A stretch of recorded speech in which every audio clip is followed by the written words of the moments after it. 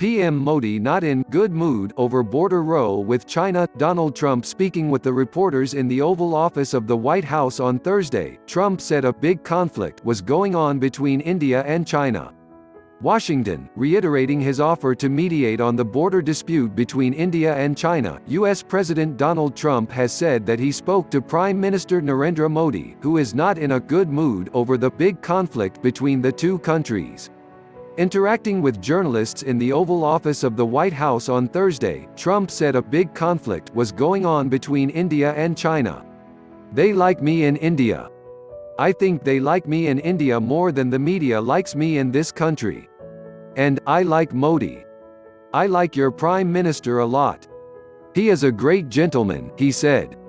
They have a big conflict. India and China. Two countries with 1.4 billion people each. Two countries with very powerful militaries. India is not happy and probably China is not happy, the president said when asked if he was worried about the border situation between India and China.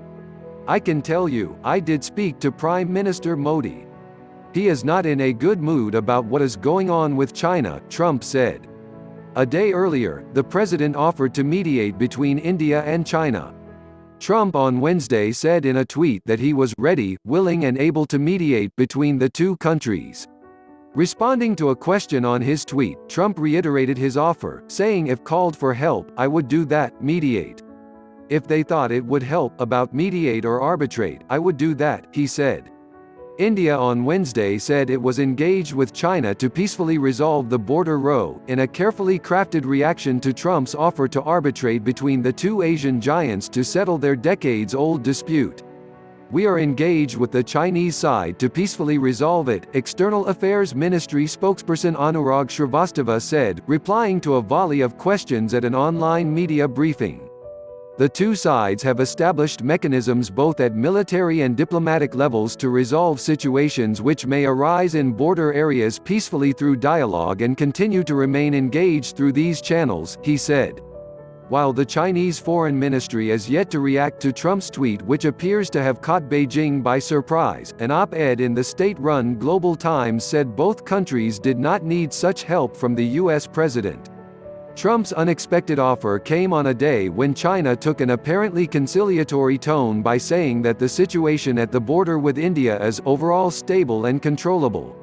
In Beijing, Chinese Foreign Ministry spokesman Zhao Lijian said on Wednesday that both China and India have proper mechanisms and communication channels to resolve the issues through dialogue and consultations.